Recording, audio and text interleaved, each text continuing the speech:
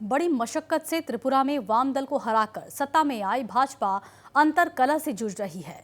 पिछले कुछ महीनों से पार्टी के भीतर दबे स्वर में नेतृत्व परिवर्तन को लेकर उठ रही आवाज अब खुलकर सामने आ चुकी है।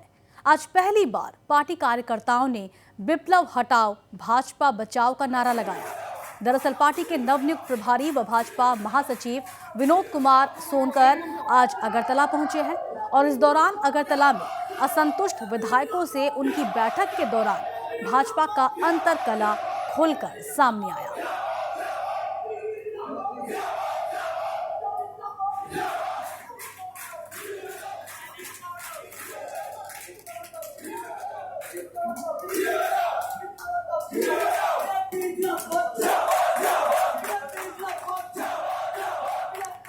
पार्टी में जारी घमासान को सुलझाने के लिए विनोद कुमार सोनकर 3 दिवसीय दौरे पर अगरतला पहुंचे हैं।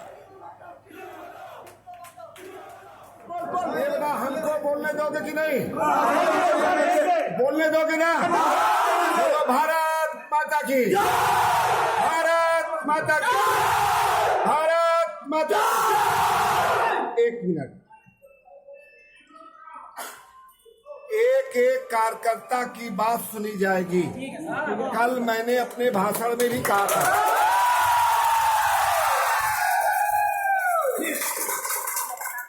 मैं आपके उत्साह को समझता हूं, क्योंकि लंबे समय तक यहाँ प्रभारी नहीं थे।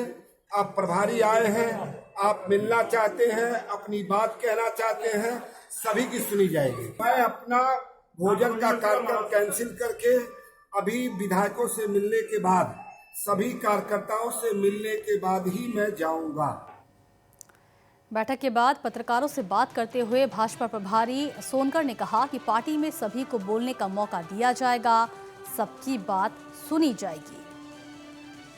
मैं ये कहूँगा कि केवल भारतीय जनता पार्टी जहां लोग अपनी बात कह सकते हैं, क्या किसी अन्य दल में लोग इस तरह बात करके पार्टी में रह सकते हैं? तो लोग अपनी बात कह रहे हैं और मैं फिर कह रहा हूँ कि सबकी बात सुनी जाएगी और आवश्यकता पड़ेगा तो केंद्र से बात भी की जाएगी। लेकिन सबसे बड़ी बात है सबकी बात सुनना। एक लंबे कोविड के बाद अब राजनीतिक प्रक्रिया शुरू हुई है और ये केवल यही नहीं, त्रिपुरा में नहीं, पूरे देश में है।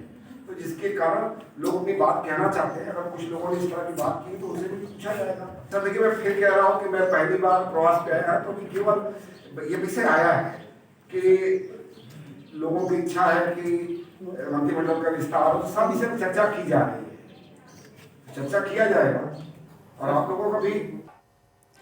उन्होंने इस दौरान कहा कि सभी लोगों से व्यक्तिगत रूप से मिलना संभव नहीं, लेकिन सभी नेताओं और कार्यकर्ताओं की भावनाओं का ख्याल रखा जाएगा। जैसा कि आप सभी जानते हैं कि भारतीय जनता पार्टी कार्यकर्ताओं की पार्टी है, संगठन की पार्टी है। तो संविधान के अनुसार, भारतीय जनता पार्टी के संविधान के अनुसार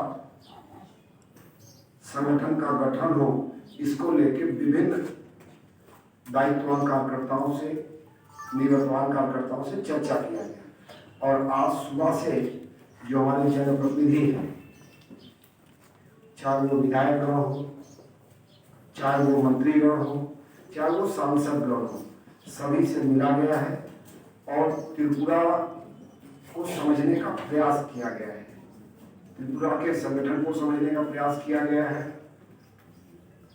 और लोगों से इस पर चर्चा की गई है। तो आज तो मैं समझता हूँ कि ये पहली बैठक है और पहली मेरी यात्रा है जो आज मैं वापस जा रहा हूँ।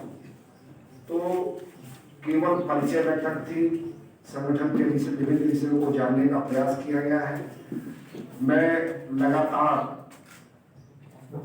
प्रवास करके संगठन कैसे मजबूत हो, सरकार और संगठन में कैसे समन्वय हो, इसको लेके लगातार काम किया है।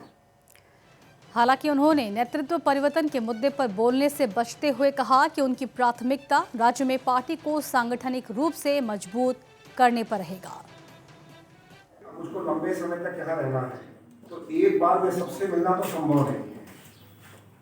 इस बार हम लोगों ने फोरम तय किया था, उस फोरम के हिसाब से हमने सभी पदाधिकारियों से चाहे स्टेट के पदाधिकारी हो, चाहे डिस्ट्रिक्ट के प्रेसिडेंट हो, जनरल सेक्रेटरी हो, या डिपार्टमेंट और सेल के लोग हों, विधायक और मिनिस्टर हो, उनसे मिला गया है।